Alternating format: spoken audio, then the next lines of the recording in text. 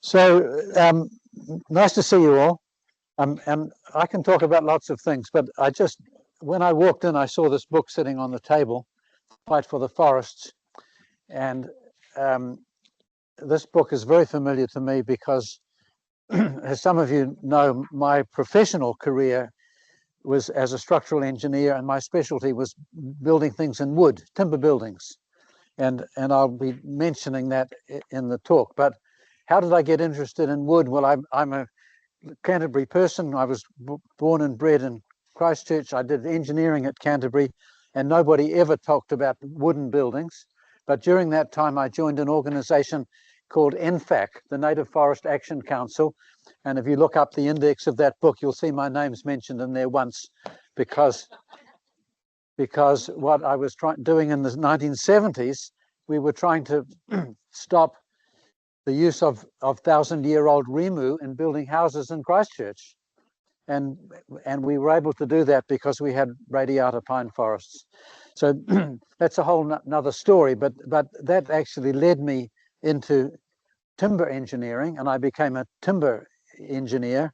I went to Canada and I studied that, and when I came back, I've been in and out of practice designing buildings, but I went to the university for a short stay, turned out to be 25 years. I retired 10 years ago, and I set myself up on another mission, which I'm going to talk about today. So I think let's have a look at the slides, see how we go here. Which button do I push to go here? Go forward. Here, so I'm going to be talking now. So the title of this talk is A View to a Climb, and I'm actually talking about a book. And so I'll just pass the book around. You can have a look at it. And the title of the book is Alpine Panorama, A View to a Climb. And basically, the way I summarize it, it's about climbing everything in sight and writing the book about it. So when I say everything in sight, well, it's about a panorama. And the panorama looks like that. That makes no sense at all to you. But if I just pass a couple of these around, you can have a look at the panorama. And I'm going to tell you about this. You're welcome to look at that. It doesn't mean it'll take, because it's all very small print, and you think, what's going on here? Well, this is the title at the top is the panorama from the northern slopes of the Sugarloaf on the Port Hills of Canterbury. So just over there, the top of the hills, which you can see on a fine day. And this was written a long time ago, 1967. Ivan Pugh wrote an article in the press in 31st of August 1967, where this was published in the press newspaper, along with an article by him, specially written for the press by I.D. Pugh. And it took me a lot of trouble to find out who this Mr. Pugh was. It took me more than a year. All the people I knew who were called Pugh or Pugh Williams or something, you must know this man. No, nobody knew anything about him. But my wife came home from work one day and she'd been reading the death notices in the press, and she found a notice that a 98-year-old woman had died, and she was the beloved sister of the late Ivan Pugh. Maybe this is your man. So it is my man, and I know his niece Lindley, and her husband Grant, and they've given me information. So that's him standing on the top of Mount Peel, and on a fine day you'd see little Mount Peel down here. In fact, my Wednesday walking group was going to go to Mount Peel today, to that spot. I had to cancel. Maybe I can go next week. So this, but I'm just going to tell you more about this. So you can't see it all here, but it's a huge range. It goes from Mount Peel in the south up to Mount Hutt and Mount Torles straight out here, and Mount Rolleston in the distance, and Mount Tikawa in the ski area, and way up to the Kaikoura's. And then, of course, in the foreground, there's all the Canterbury foothills, Mount Oxford and Mount Thomas and Mount Cass and Mount Richardson. So they're all shown on there. And this was, when it appeared in the press in 1967, you have to understand, in those days we had no photocopiers. We couldn't make copies of things. But what the press did, and I found this in papers past, This is an advertisement in the press. It was every day in September. What it says is reprints of the panorama map as printed in the press last Thursday are now on sale at the press offices in Cathedral Square, Christchurch, or Ashburton, or Rangiora. And how much will it cost you? 5 cents each. And if you send away your 5 cents, then you got this rather yellow-looking version of the same thing. And I know lots of people around Christchurch who say, oh, we had one of those at home. But for the older people in the room, you remember when we used to live with pounds, shillings, and pence? And when did we change to decimal currency? We had to change to dollars and cents long before you were alive. But it was in the 10th of July next year, 1967. In other words, if you'd bought one of these things 1 month before, it wouldn't have cost you 5 cents, it would have cost you 6pence, because we changed from pence. Anyway, you're all too young to remember all that stuff. Let me go on. So this is the view from my kitchen window. I just live up on Cashmere. And I can see all those peaks, that sunset. Beautiful, fantastic. If you drive up from here towards Arthur's Pass, towards Springfield, that's the view you get just heading into Springfield. No, I'm wrong. That's the following slide. This is the road from Culverden, driving up towards Hanmer. Culverden towards Hanmer, Mount Balfour, Mount Mellingson, Mount Tinline, and Mount Tarako.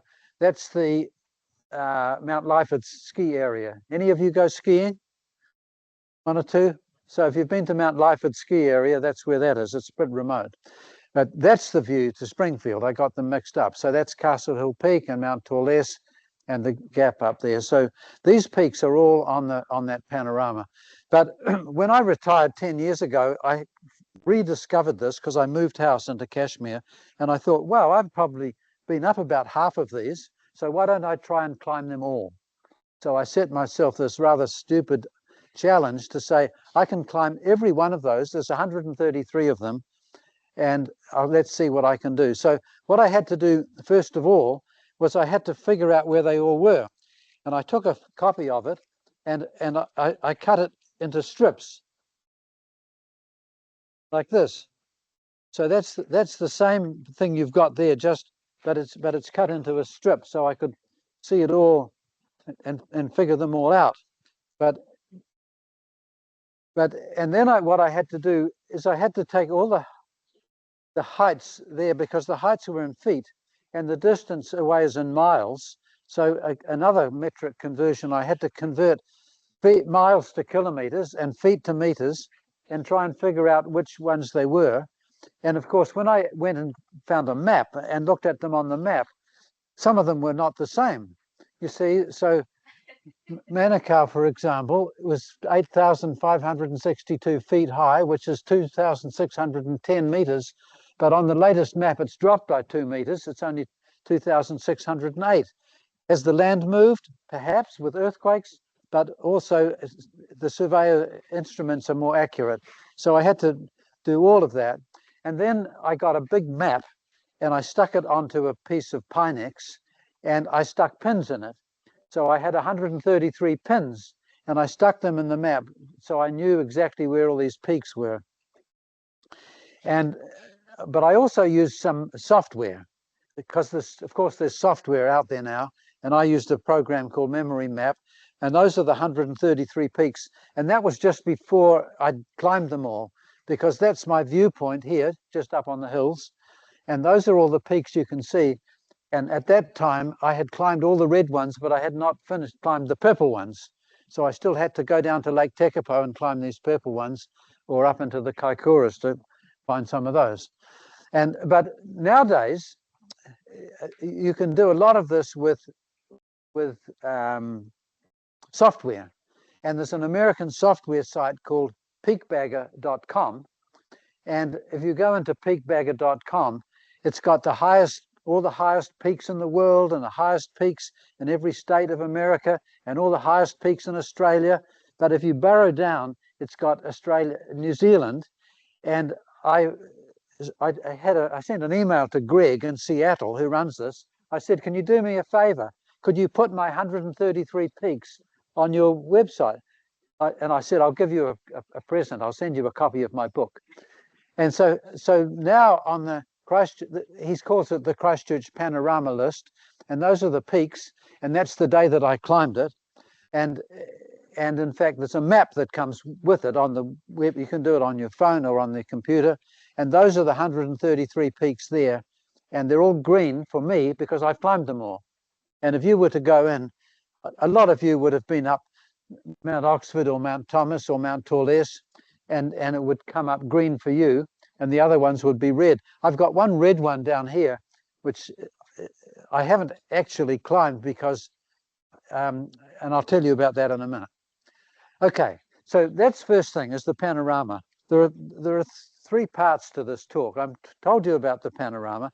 Now I'm going to tell you about doing the climbs and having adventures. And then the third part is actually to tell you about writing a book. And if any of you have ever thought about writing a book, I'll tell you how to do it. So in terms of doing the climbs, that photo is at Mount Rolleston at Arthur's Pass. And that was on the first day of my retirement when I was 65 or 66, 10 years ago. But this is what you have to do the climbs. First, I'd start with the panorama that you've got there. And then I'd go to the map and find the peak that I wanted to climb. And then you have to find out, are you allowed to go there? Is it private land? Do you need permission or not? Are there tracks? Is it overnight? Do I need accommodation? How am I going to get there? I need people to go with. I did one or two on my own, but that was no fun. So you've got to find climbing partners, and you've got to wait for the weather. And it's no use doing it today. It's no fun at all. And then when the weather gets fine, all your friends are doing something else. So you've got to wait. And then make the climb, get to the top, take some photos, and go home and write it all up. And I had to do that 133 times. Because I mean, sometimes there was more than one in one day, but that was the process of doing the climbs. So I'm now just going to give you some snapshots of my adventure. So that's the very southern end of the panorama, with the height in feet and the distance in miles and compass bearings. I thought, when I first found this, I thought Ivan Pugh must have been a surveyor, but he wasn't at all. Ivan Pugh was a modest little man who lived in St. Albans, and he worked in a department store, and every Sunday he rode his bicycle up onto the summit road with his camera, and he took photos of the mountains, and he went home and he projected them on the wall, and he drew this. It took him 10 years to draw all of this. So there we are, but let's look at Mount Peel, for example. Oh, let's start right down at the bottom, the Four Peaks range. So that's down near Geraldine. If you go to Geraldine, everything's called Four Peaks. There's the Four Peaks Dairy and the Four Peaks Vet and the Four Peaks gas station, because it's just under the Four Peaks. And I only had to climb two of them, but along the way I stayed in this hut called Sutherland's Hut, which is the oldest musterer's hut in New Zealand. Lovely spot. Had to get permission to go there and had to pay a few dollars for that, not too much. And then Mount Peel. Mount Peel is a very prominent peak, and down in the distance, that's little Mount Peel, where the photo was taken of Ivan Pugh, and we're now heading up to Big Mount Peel, and which takes a day. So, and the Canterbury Plains in the distance, and then much further down near Lake Tekapo is Fox Peak, and I'll tell you more about Fox Peak in a minute. Let's come to the next one north. Mount Somers is a very prominent peak. Have anybody been to Mount Somers? Climbed up Mount Somers? It's a lovely walk down there. And I have a little story to tell about this, because my house I live in, Kashmir, which I moved into 20 years ago, as soon as I moved in and I saw the view out the kitchen window and I saw Mount Somers, and I'd never been to the top of Mount Somers, and I said to my wife, well, that's where we're going tomorrow. She said, no, that's too much for me. I said, yes, you can do it. And so here she is on the top of Mount Somers with another couple of friends from the university. And we had our lunch, and we drove all the way back home and back in the kitchen window. And I said, look, that's where we had lunch. Oh, she said, I don't believe it. Yes, it was. Because for me, it's sort of the start of this. I hadn't even thought of climbing them all, but that's how I came. That's Mount Harper down Lake Clearwater. My son who lives in Sydney, came up. That's Lake Clearwater and Lake Camp. And then Mount Taylor, which has just been behind Mount Hutt. It's the highest Canterbury foothill. So you can see them all on that part of the panorama. But there's a problem here. And this became a big problem. There's something else called the thumbs. And the thumbs are like two mountains. If you look from a distance, they look like two thumbs like that. That's why it's called the thumbs. And it's the two thumb range. And there are two of them. And when I went down there to climb them, because of the weather and other things, I only climbed the low thumb, not the high thumb. And that's why it turns out red on that map I showed you before, because I still haven't actually finished the job. But the thing about this, if you set yourself a challenge, I write the rules. And if I've climbed the low peak of the thumbs, that's good enough for me. But there's something even worse here, which was a big problem for me. Right in the back, what's there? Mount Cook. You didn't know you could see Mount Cook from the top of the hills up there. Well, you can. Oh, my goodness. Well, I'll have to leave that one out. But one of my friends said, yes, you can, Andy. We can do it. So I got a guide. We both went down with Alpine guides, and they took me up, and that's me on top of Mount Cook. So I managed it. So that was sort of real mountaineering. On the way down, we had to use carabiners and ropes and abseiling and stuff like that. But most of them wasn't like that. Okay, I'm just going to go back to Fox Peak I mentioned before. And there are, again, sort of problems here because let's see if there's a pointer here. You can see here, there's Fox Peak, but in the same range, there are two other peaks. And the first time I went there, you have to drive all the way from Christchurch, all the way down through Ashburton and into Fairlie and up to Lake Opua and Fox Peak ski area, 2 hours, 38 minutes, according to Mr. Google. And then when I got there, there are three different, I've been there 3 times because, and I'll tell you why I had to go there 3 times to climb all of those. And the first time I went with some ski friends, and we went to the top of Fox Peak, and that was fantastic. And I'll tell you about the others in a minute, but I've got more to say here because I'm going to talk about another piece of software called Peak Finder. And peakfinder.com, you can find, I've got it on my phone, and it cost me $8. I don't know if they were US dollars or New Zealand dollars, but it's $8 for a lifetime license. And if you go to peakfinder.com, it does that for you. And so what I did there is and you could do it now on your phone, you can download it. It puts in the viewpoint, and you put in viewpoint Fox Peak, and it shows the peaks that you can see. But more than that, when I was on top of Fox Peak, I took that photo. That was the view from up there. Fantastic. Now then, what I then did at home is I took that photo and I sent it to Peak Finder, and then it gave me that there. So if you've got the book there, turn to page 93 of the book, and you'll see on page 93, I put that in the book because it was so neat. It's really cool. So that's the sort of thing you can do. Let's keep moving. Back to Fox Peak. So I skied up there, and I skied down the backside into the South Basin and skied down the South Basin with my friends. What a time that was. But I didn't know at that time about the other 2 peaks along the range. So the next time I went back there was in the summer. That's the South Basin in the summer. It's a bit of a change from that. And then we had to go up and climb those peaks. And again, beautiful summer's day. And if you look back over here, that Mount Peel we started off talking about, that's Little Mount Peel and that's Big Mount Peel. And that's where I'll be next Wednesday. And so beautiful views from up there. And then the third time I went back to Fox Peak was to climb another peak just down the road. And we stayed in that hut. That's called Spurs Hut, which is an old musterer's hut, which has become now a dock hut after tenure review.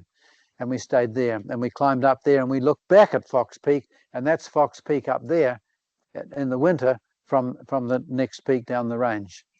Okay, so I'm just going to give you a couple more places. I'm now going to talk about Hanmer, because if you drive up to Hanmer and down, you can see it takes 2 hours and 7 minutes. And what I'm talking about up at Hanmer is this part of the panorama. And in this part of the panorama, there's a whole lot of peaks there which no one's ever heard of. Miro Miro and Mount Woolly and Mount Captain, Mount St. Patrick perhaps. And here's a map of those. And you can see, here's the Hanmer Township. Everyone's been to Hanmer, right? You've been swimming in the hot pools. Next time you go, get some exercise. So from Hanmer, you can drive over Jack's Pass, and it's quite a nice walk up Dunblane. But I had to climb all these peaks here. And the way to get there was the first one was to go up the Amuri ski field road, the ski huts there, and that's Mount St. Patrick. It's quite easy. And we came along and climbed Mount Captain and went back again. And then the next time I went up here and climbed these two. And then another time I went up and did these. I was nearly there. But these ones here are quite difficult because you've got to climb up a river, or not get your feet wet, and then you climb up a slope, and then it started snowing, and the snow was like that, and the snow was like that. Hell, we're not going to do any more. We can't get to the top. So we went back and tried again. The next time the sun came out, it was like that and like that. There's my friend Phil walking up there, and that was real beautiful country. In fact, that was so nice, I made a painting of it, which I'll mention later on. That's one of my oil paintings, and that's standing on the top of Miro Miro, and that's looking across at Captain's Peak over here and the Amuri ski field over there. So once I started climbing these, you get a feel for where all the others are. I'm going to jump now up to the Kaikoura's, right to the north of the map. I'm not going to put you through 133 peaks, but there's a lot of stuff up here, because at the very top end of the map, you see the seaward Kaikoura's and the inland Kaikoura's and the seaward Kaikoura's again. So these are the highest mountains in the north of the South Island. And I haven't actually got a good map of this, but there's a big river called the Clarence River that runs between the seaward Kaikoura's and the inland Kaikoura's. But I'll just give you some examples here. So that Mount Lyford ski area I mentioned before, Mount Tarako, that's on the top of that. And then up at this is on the seaward Kaikoura's. This is Manukau, which is the biggest one. If you live over anywhere on the Port Hills, you live over in Mount Pleasant or Scarborough or Huntsbury, you look out and you see Manukau. It's the biggest mountain up there, and I had climbed that much before I started this. And then Te Awhekari is the most northern, is another one. But then the inland Kaikoura's, again, they're very remote and they're very difficult, and no one's heard of them. Even the mountaineers haven't heard of them. I say, have you climbed Mount Cold or Mount Union or Mount Simmons? No, they say, where are those? They're not even in the guidebooks. But I had to go there because they were on my panorama, which I did. That's Tapuaenuku, which is the highest one. And then St. Bernard is, I'm just going to show you that. The only photo I've got of that was such a nice photo that my publisher decided to put that photo on the front cover of the book. And so that's where that comes from. Have a look at that. So, and then some more mountains up there, just some more adventures. Right up to past Kaikoura, that's near Kaikoura, and up there there's Snowflake and Mount Saunders, and there's another map. There's a whole lot of stuff here. That's Kaikoura, and this is the Clarence River, and these are the seaward Kaikoura's, and these are the inland Kaikoura's off the map, but hard to get to. And I'm going to talk about climbing those three mountains there. And the first thing you've got to do is go over Blind Saddle. And Blind Saddle is just there. And if you look closely, you can't see it, but there's a road up there, a four-wheel drive road. And you've got to go to the dock website, and they tell you to go to the Muzzle Station website, and you've got to pay $100, and you get a key to the gate, and you've got to put in your dog registration number and your firearms license number, all sorts of nonsense, and you get permission to go up there. And when you get up there, you start walking, and it's like that in the mist, and you keep going, and it looks like that. And that top there was the top I was aiming for, and that's what it looked like. And of all the 133 peaks, the only one that I actually camped on top of was this one. But that was just gorgeous. And so you can see over here, this is Tapuaenuku and Mount Alam and Maita Peak right across, because down in that valley is the Clarence River. So we're looking across the Clarence. But if you turn the other way and look out towards the coast, what are we looking at there? That's Kaikoura. Who's been to Kaikoura? Everyone's been to Kaikoura. Well, there it is. And so on top of this mountain, as the sun comes up, and you even get cell phone coverage because you've got line of sight from Kaikoura. Doesn't happen very often. So there it is down there. And then a couple more. So this photograph is taken from the Kaikoura airport on State Highway 1, just looking inland. That's Mount Saunders, and that's Snowflake. I'm going to talk about both of those. So first of all, Mount Saunders, well, that's hard to get to. First of all, I had to wreck my car by going through Kauai Stream and then walking up to the Kauai hut and then climbing. That's my friend. And we had sleeping on a halfway up because it was allow us to do it in a day, and then stopping for morning tea. So that there is what we call a jet boil. Do you know what a jet boil is? It's a gas canister, but this is a special place, and it's a special place for this reason. Up in that valley is a sanctuary of the Hutton's shearwater, and the shearwater is a mutton bird. Maori name is Titi, and there's a book about this, which it'll be in the library here. The Seabirds Beyond the Mountain Crest, the history, natural history and conservation of Hutton's shearwater by Richard Cuthbert, who did a PhD at Otago. And it's just, if you're interested in birds, it's a fascinating book. Because what Richard Cuthbert did with his friends, they went up into this valley here, and I couldn't see it, but somewhere up in here they built a lodge, and he stayed up there for weeks doing this research. But there's a really interesting story about this. Why is it that the Hutton shearwaters are only here and one other valley a bit further up? They used to be everywhere, and now they're gone except for these two places. And this book is a bit like a whodunit. How come this is? Because Richard Cuthbert went up there and he was tracking stoats and weasels and rats, all these things that were killing the mutton birds, but it didn't make sense to him. And finally, he figured it all out. The two valleys where the Hutton shearwaters still live are the only valleys on the east coast of the South Island which pigs can't get to, wild pigs. And to get to this place, you have to climb up a rope ladder up a waterfall, and because everywhere else the wild pigs have got, and they dig down and kill the birds. Anyway, everything's related. I'll keep moving. I'm just going to do a bit. One more is Snowflake, and Snowflake, you saw it, it's just along the same range, and that's going up to Snowflake, and that's the Kauai River down there, which I drove my car through so I could get part way up to the hut, and that's Mount Fife. Mount Fife is the big mountain behind Kaikoura. Been up Mount Fife? It's a good climb, and that's it there. But carrying on up, that's Snowflake, on the top of Snowflake. And what do we see down there? Kaikoura Peninsula. So there's the town down there. So if you can see Kaikoura from Snowflake, you must be able to see Snowflake from Kaikoura, right? So this is a photograph from Kaikoura village looking up at Snowflake. There it is up there. But in fact, I'm going to start talking about something else now. What's this funny thing? It's what? It's a cray pot. Some of you won't even know what a cray pot is. It's a trap for catching crayfish. And this is a great big one. And what's the building that it's locked onto? You know. Yes, it's the Kaikoura Museum and Library, which is and I know all about it because I was part of the design of that building. It's a post-tension timber building, and it's got what we call press lam technology. But if you go to Kaikoura, you don't have to exert any exercise. Just walk down the road and go into the museum. It's fantastic, Kaikoura Museum. And next level up is the library, and the next level up is the district offices.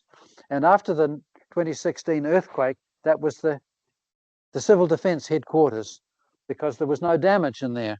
And why was there no damage? Because it was designed as a timber rocking building. And now I've got to get up. My last little toy is my giraffe. Some of you might have seen this before, but what is this? This is just a kid's toy, and it's got a button on the bottom where you can push it down.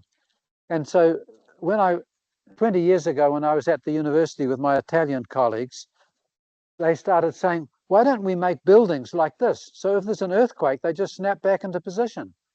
Well, that's a good idea. Why don't we?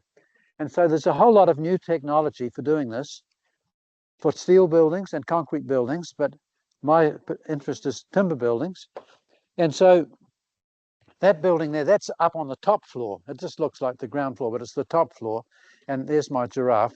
And what's there, those steel rods there, which I go back, sorry, those steel rods go all the way down to the foundation, and they're just anchored into the foundation at the top of the walls. So when an earthquake comes, those steel rods stretch a little bit and the building moves and it snaps back into position. And if I'd known Jackie was coming, I would have shown some pictures of the Young Hunter building, or one of Jasper's buildings. But the building I am going to show, because I gave this talk in Nelson a few weeks ago, this is the NMIT building in Nelson, which is very much like this. It's a College of Creative Arts at Nelson Marlborough Institute of Technology. And that's a 3-story building that looks just like this. And those are the walls there. And these steel rods, you can't see them, but they're inside there. And they hold the whole thing down to the ground. And just while we're here, has anyone seen that building? Yeah. Okay, I took that out of the bus yesterday, the day before. And so that's going up in Christchurch, Manchester Street, High Street. It's not actually it's not pre-stressed, but it's a timber building which I've had some involvement with, and it's a fascinating building. There's one little interesting story about that, which not many people know, is that the wood in that building, it wasn't grown in New Zealand. It came all the way from Europe.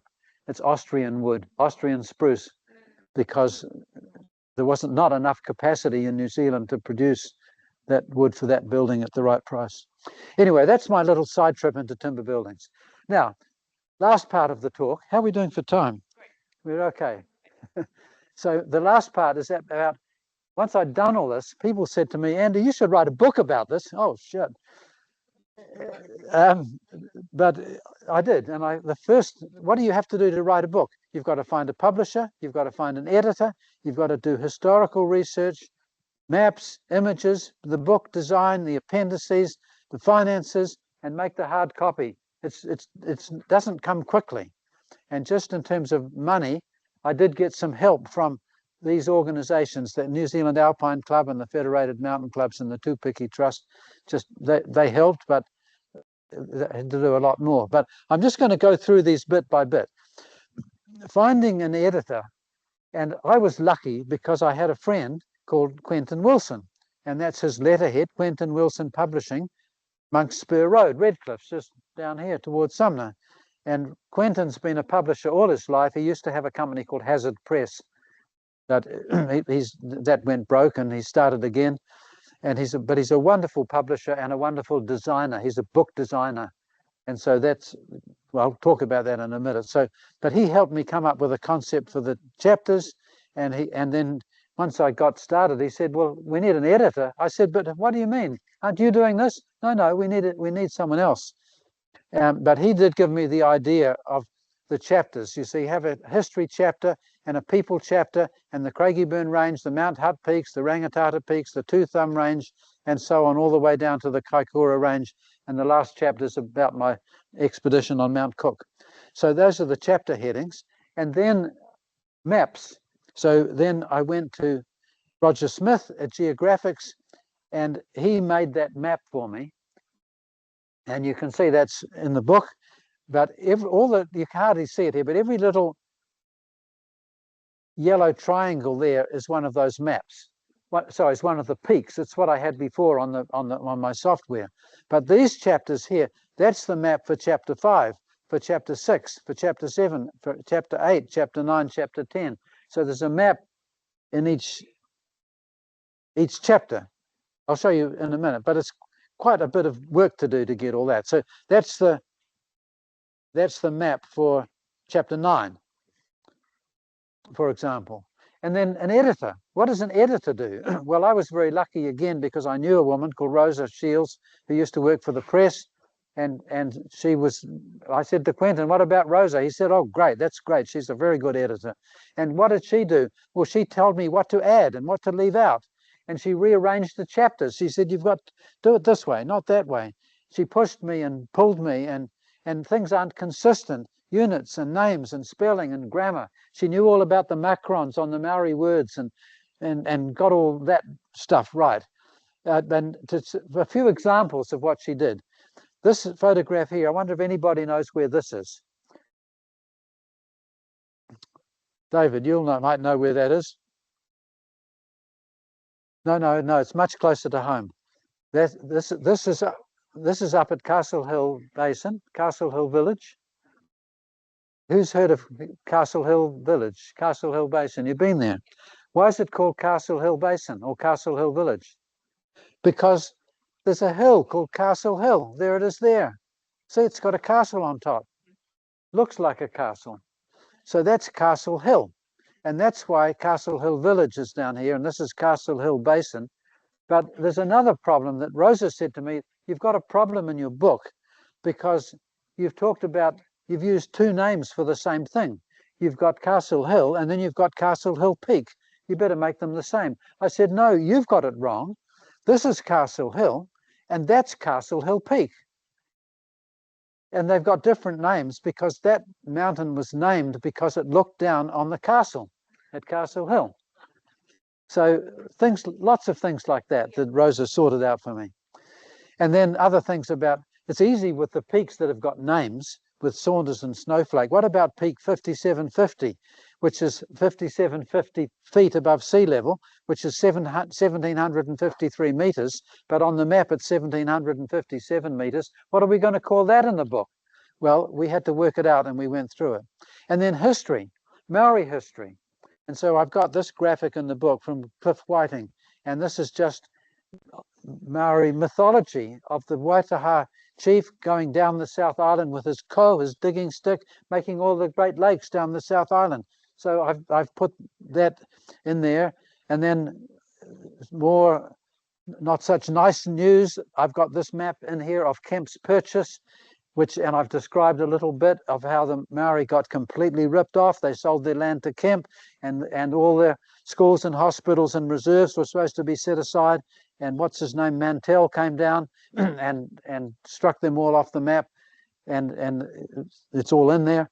But I did, Ngāi Tahu have an online atlas, which I used a lot to get the Maori names of things. And the book I used a lot is this one, Place Names of New Zealand, which is in the library and lots of editions. So I went through that to check out names, because for every peak I climbed, I wanted to know where did the name come from? What's the history? All that stuff. And local history. This is a map of it's called the whaling stations and exploration routes. You can't read it. But this again is Kaikoura. And this is where the early explorers went, all up through here and here. So I put that in the book. But just to make it more relevant, I put little red triangles on each of the peaks I'd climbed. So I'd climbed these. And once again, that's the seaward Kaikouras, that's the Clarence River, and those are the inland Kaikouras. And that's where the early explorers went there over Blind Saddle. So it's all kind of related. And then historical stuff. So going now to European history, 1849 was when Captain Thomas arrived in Christchurch, a year before the first 4 ships in 1850, and he started drawing maps. That was his first map of Canterbury. And then this is a triangulation map. Oh, I don't want to spend too much time on this, but I just have to quickly go through triangulation because I love it. If you go out to Avonhead Park in Christchurch near the airport, there's a plaque there, and that's put up by the Institute of Surveyors commemorating the first baseline, which was measured in 1849, and it was the distance between 2 points. And the distance was about 4 kilometers, actually 4,118 meters and 758 millimeters. It was that precise, except they measured it in chains. But why did they need that? Because when they did the mapping of Canterbury, this all goes back to high school geometry. I don't know if you still do this in high school geometry. I did. I used to love it. If you know the length of the baseline and you have 2 points there and some more points there and there and there and there, you want to know where they are. What you do is you put up a trig station, and then you have a look there and you get a surveyor to come with his theodolite and measure the angle. And if you know that angle and you go along to the other end of the baseline and measure that angle, then you know where the point is. You can work it out. And then another trig station over there and another line, another angle, and you can figure out where that one is. And you can do the same thing again. And what these early surveyors did, they just marched across Canterbury. Once they'd done one baseline, was all they needed.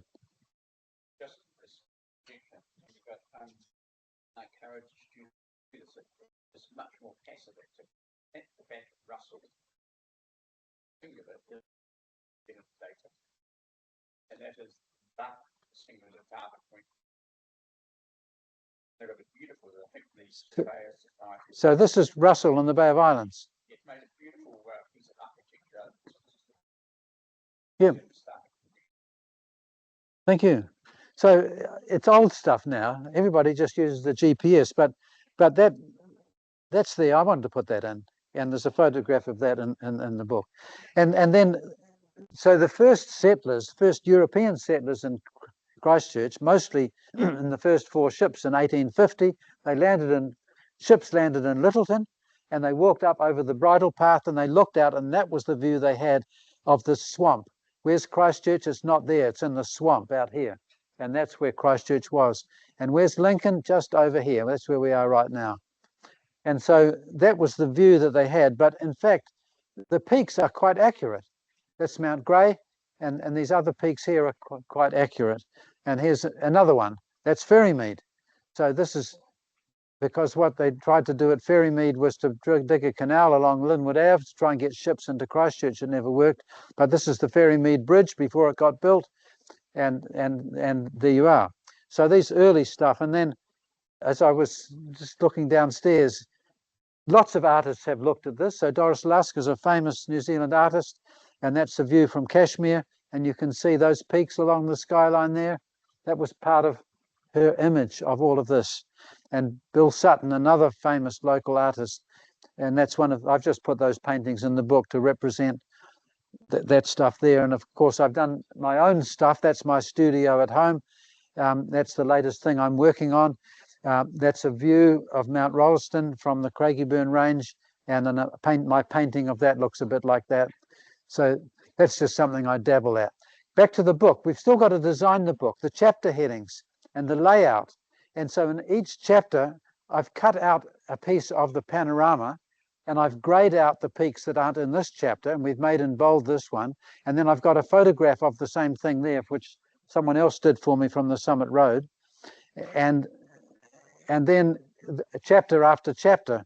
So we've got the map for the chapter, we've got the section of the panorama for the chapter, we've got the photograph there, and then we go on into the text.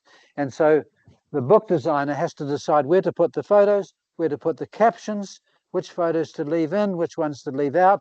And then I've done some extra special pages, breakouts. I've got a page on Wilding Pines, and I've got a page on the Kaikoura earthquake. And there again, you can see the old building again, just mentioned briefly, but there's the bridge that collapsed in the Kaikoura earthquake and the road that collapsed and the chasms up the mountains. So that's all in there. And then a whole lot of other stuff, because I've got a foreword at the beginning. My mountaineering friend, Peter Goff, wrote a foreword for me. And in the back, I've got a list of all those peaks with a bit more information, the date I climbed them and who I climbed them with. Simon Swaffield came with me on one of these trips. And then I've got all the end notes, the footnotes, and then access.